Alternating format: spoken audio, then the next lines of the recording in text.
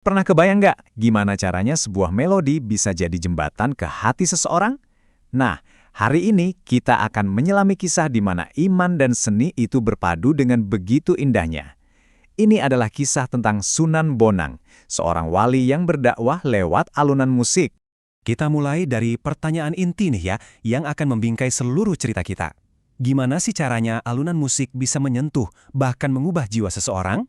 Pertanyaan inilah kunci untuk memahami metode dakwah Sunan Bonang yang, unik banget. Jadi, siapa sih Sunan Bonang itu? Beliau adalah salah satu dari Wali Songo, 9 wali legendaris yang menyebarkan Islam di tanah Jawa pada abad ke-15 dan 16. Tapi mereka ini lebih dari sekedar penyebar agama loh. Mereka itu arsitek budaya yang ikut membentuk peradaban. Sebelum kita kenal beliau sebagai Sunan Bonang, nama aslinya adalah Raden Makhdum Ibrahim. Dan sosoknya ini merupakan perpaduan 3 peran penting. Seorang cendekiawan yang ilmunya dalam, seniman yang super kreatif, dan seorang guru yang sangat bijaksana. 3 pilar inilah yang membentuk warisan beliau.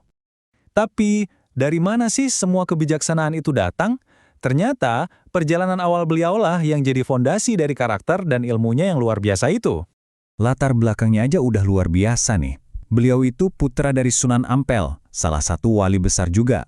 Dibesarkan di pusat pendidikan Islam terkemuka pada masanya, dan bahkan beliau berkelana sampai ke Pasai di Aceh buat menimba ilmu.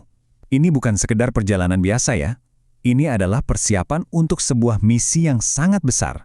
Nah, disinilah kita sampai ke bagian yang paling inovatif dari kisahnya.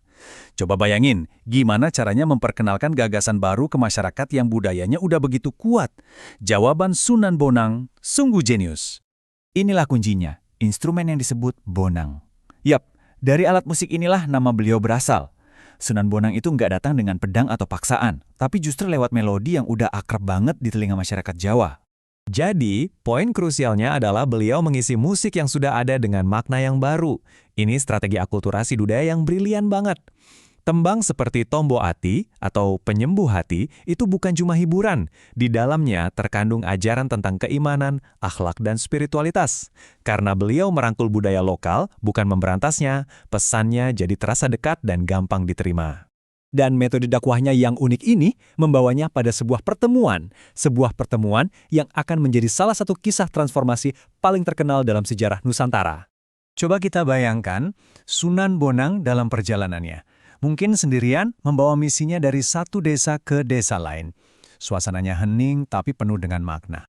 Tiba-tiba perjalanannya diadang, bukan oleh orang biasa, tapi oleh seseorang yang namanya aja udah bikin orang ketakutan. Branda Lokajaya.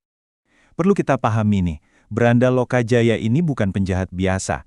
Dia itu simbol kekacauan, seseorang yang oleh banyak orang mungkin udah dianggap nggak punya harapan lagi. Tapi, disinilah letak keagungan Sunan Bonang. Di saat orang lain melihat ancaman, beliau justru melihat jiwa yang bisa diselamatkan. Beliau mampu melihat potensi kebaikan di balik topeng keganasan itu. Sunan Bonang nggak melawannya dengan kekerasan, sama sekali nggak. Sebaliknya, beliau menggunakan kesabaran, dialog, dan hikmah.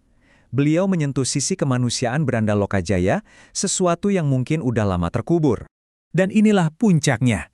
Sang perampok itu nggak hanya bertobat. Dia menjadi murid terdekat Sunan Bonang, dan kelak dikenal sebagai salah satu wali Songo paling berpengaruh, Sunan Kalijaga.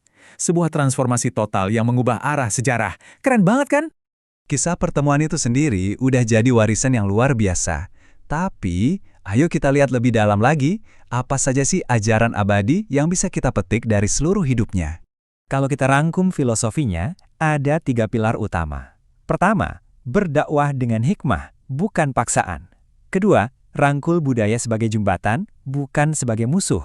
Dan yang terpenting, perubahan sejati itu lahir dari hati yang tersentuh, bukan dari rasa takut. Pada akhirnya, kisah Sunan Bonang ini bukan cuma tentang seorang individu. Ini adalah cerminan bagaimana Islam berakar di Nusantara, yaitu melalui pendekatan damai, penuh toleransi, dan kebijaksanaan yang sangat menghargai budaya lokal. Oke, sebagai penutup, saya ingin meninggalkan Anda dengan satu pertanyaan. Di tengah dunia kita yang serba cepat dan penuh konflik saat ini, pelajaran mana dari Sunan Bonang, apakah kesabarannya, kreativitasnya, atau welas asihnya yang paling kita butuhkan? Coba kita renungkan ya.